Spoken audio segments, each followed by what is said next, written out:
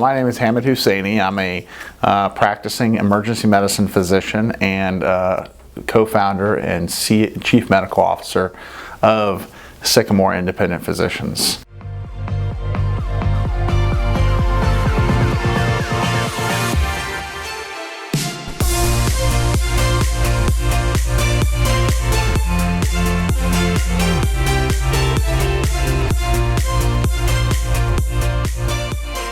We started a company 6.5 years ago with an idea. It was daunting and sort of very unknown, but here we are 6.5 years later. We still own that company and we've grown that company. In my day job as a doctor, the first thing that even occurred before I started a business was I recognized a problem. And so one of the comments I would make is that not only did I recognize a problem, I recognized a problem that really fired me up. And so I had this emotional problem at work that nobody had a solution to, and I came home and regularly was really frustrated with this problem. How are we going to fix this problem? And so that was the first thing. So I was motivated, I was passionate, and I identified a problem.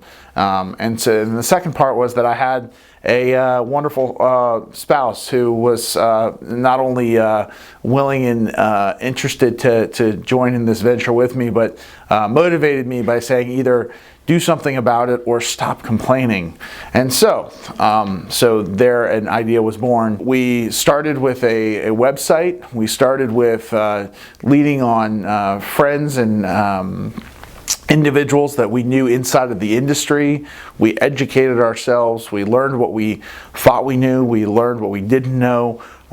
We continued to learn every day, and ultimately we went and got a business license and created an LLC, which is a limited liability corporation that just allows you to operate. In this office that we're sitting in today, my wife and I started this business, and my mother-in-law actually sort of assisted as well early on, and that the idea, the concept was born, and so there we had a business. One of my least favorite things, statements that I hear in a lot of jobs and in circles today is, we do that because that's the way we've always done it, and that's a rationalization for why we continue to do it that way. So as an emergency medicine doctor, I was a director of a local emergency department, and we were short-staffed on hiring physicians. And so when that happens, there's no option to have a physician. You have to have a physician. So there was an impetus to have a company or a team of doctors that maybe weren't here, but you had to bring them in. And in our industry, we call those locums doctors. And so as a medical director, my team had hired a few medical or physicians that came in, and one time I hired a physician that was supposed to work Labor Day weekend. I was going to have the weekend off, and on Friday afternoon I got called into the hospital to say that this doctor actually had a very difficult time walking, and they had not disclosed that. And unfortunately, we had to let that doctor go because they could not produce to do the job. And so then I got to work the weekend, and that was after working the whole week. That was not fun. And so that, combined with other examples of just incredibly costly expenditures in that whole process, we recognized that it wasn't transparent, it wasn't open, it wasn't an opportunity to take money out of the healthcare system and put opportunity back in it. It wasn't an opportunity to, there was no opportunity that existed to make physicians more money. There was no opportunity to have the hospitals pay less money. And so we started with this idea of a problem, and then we said, how could we create a system that did this, does this, and now all of a sudden everybody's happy? And so we sat down and sort of brainstormed a new idea, and everybody said, no, you can't do that. You can't, that won't work. What's interesting is sometimes you believe those people. You're like, oh man, I thought that would. And sometimes you're just stubborn enough to say, I think it will. And so it did. And so here we are 6.5 years later, and it's working. It's operational and working. So I would say the biggest challenge that I personally have had through this entire journey is the day, when you start something, it's really exciting. And when you're succeeding at something, it's even more exciting. But there's a time in there in life where it's not quite as exciting as it was, and you're not seeing the fruit like you thought.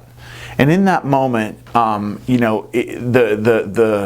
the idea of quitting, and we live in a culture today that we just quit. Like, if it was really great when I met my spouse and we started dating, it was really interesting, and we got married, and it's going to be really interesting when we have kids and like we're successful, but like sometimes that in the middle time, it's just like, eh. And so many people, quit on things like relationships and opportunities and jobs and churches and all of those things. And so there was a moment there where I would ask myself, this is a lot of work. Like, do I really need to do this? I have a great day job. I make good money. Got a great family. Like, do I really need to do this? And so how do you overcome that?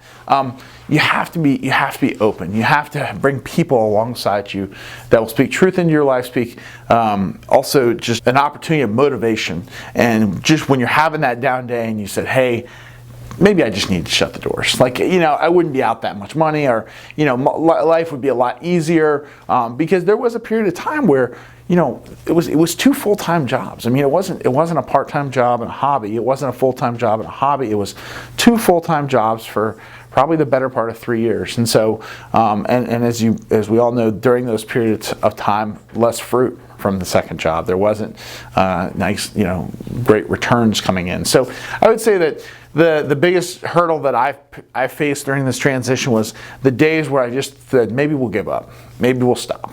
And having great friends, great business minds, great mentors to lean on, and them say, no, just keep going. I would say that a common misconception is that when you're the boss, you get to create all the rules. Okay, owning your own business is wonderful. It's fun. There are a lot of rules that you get to create, but in the concept and creation of businesses, there's so many things that are sort of created for you, and so you're like, man, I thought I was going to get away from that HR concept, or I was going to get away from having to report that, or whatever it was. And so, just that there's still rules, and there's still, and they're good. But at the time, you sort of like, yeah, but I thought I was boss. And then the second thing is that I think the most important thing about starting your own business, you got to believe in yourself. You have to bet on yourself. And so no matter how much and how positive of a person you are, like if we're all being honest, like every day of the year, I don't really want to bet on myself. Like there's days I wake up and I'm like, I need somebody else to carry that load, maybe they can someone else can do that. And so anyways, it's just continue reminding that you're putting this hard work in for returns later, not returns today. And that, again, we live in a world that's very what have you done for me lately, and what are you doing for me now? And if I'm not seeing the returns, is it worth it? And so anyways, I would say those are the sort of misconceptions of owning your business. I think a few things. One would be having those moments where you get that yes, you get that vote of confidence. You just feel on top of the world. You feel like you've accomplished something, that you were doing all this work behind the scenes that had nothing to do with that meeting, and that was the culmination of getting where you wanted to be. And so those were really special moments early on. Today, like I share this with people, but like I take it so seriously, and that is that today about 12 people, earn a living and support their families based on the hard work that we put in a while ago, and it's their hard work today. And I don't take any credit for that, but that to me is, you can make all kinds of money on your business, and that's great and everything. But the fact that you've been given this given this opportunity to share your vision with people, and they've picked it up and they're carrying it for you and supporting their families. And so, part of what our company was built to do was to make the lives of physicians better and its clients. And about a year and a half after we sort of really dove into that, we realized, we're like, maybe if we really believe that, maybe we should make the lives of our employees better. And so just being able to offer employees just opportunities, bonuses, vacations. I mean, we do all kinds of things and really try to support our employees more than most. And I'd say that not with pride, but I say that with it's a great responsibility and a great reward. It was ingrained to me that formal education, going to college, going to get a graduate degree was sort of the only way. And I did that, and I'm thankful I did. But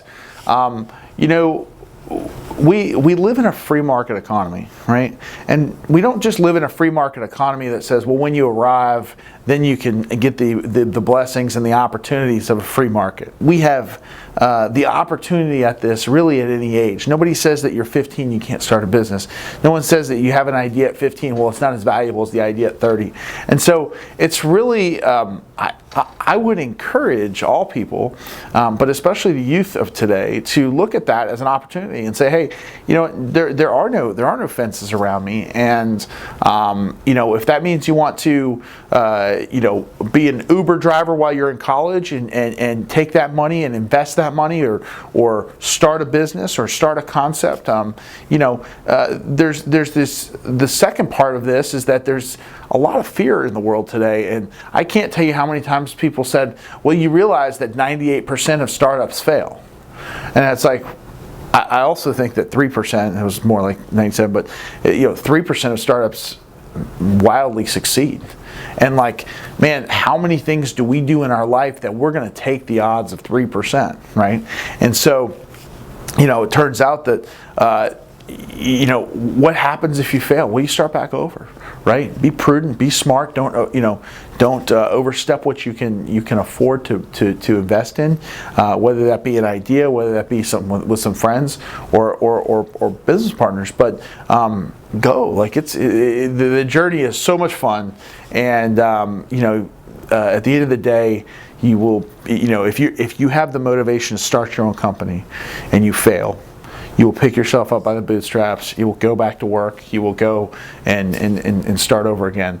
And believe me, it's easier to start over when you're 21 than it is to start over when you're 51. Because at that point, it's a little different. Because retirement and later in life, things are looming. At 21, you still have the world at your fingertips. You have to find what you're passionate about. And all too often, I meet young people or friends of my kids or people that might want a job or whatever, and I ask them what they're passionate about. And if you haven't found your passion, you need to really forget about business, forget about college, forget about all those things. Find out what your passion is first, and then test it. Make sure that if I said tomorrow, you said I really want to be an electrician. Okay, well, great. So tomorrow you're an electrician. You have your own truck, and you're riding around Florence or your hometown, and you're 21 years old, and that's what you do. Is that going to get you out of bed every morning on fire to go to work? And if not, that's okay. But if not, continue to dig deep and find that passion first. Once you find that passion, I think that will be a great stepping stone into whatever you want to do. I've shared with my kids, they hear this all the time, you can go anywhere you want to go. But if you tell me that you want to go there just because, there's no chance I'm sending you there, and I'm not supporting you. When it comes to colleges, that could be Northwest Shoals. If you're saying I'm going there just because it's right down the road, Dad, it's almost free, I'm going to say don't waste your time, right? But you say you want to go up to Alaska to learn how to drill for mine for gold, right? I'm passionate about that. It's thousands of miles from home, and it's something I've really wanted to do. Let's figure out how to make it done. And so I think that a lot of times the easy path is just to fall into what everybody else is doing or what the status quo is. And if you find your passion, you'll find yourself saying, no, that's not what I want to do. I actually want to go against the grain. I want to start my own business. I want to get involved with somebody who's already started a business like that. I will say that, you know, the opportunity to find that passion and then find mentors, okay? The knowledge that I have sort of attained along the way of starting my own business and being in the recruiting space and having employees and being a remote business and all of these things, like it would be a detriment to society if I didn't share that with somebody. And so, you know, find mentors, find people that you can talk to about things that you might be passionate about. And if you're passionate about it, just dig in even further. And if you're not, find something else to be passionate about. Don't let people put fences up around you, right? I have no formal business degree. I never took a business class in college. I honestly am one of the more tech illiterate people you'll ever meet.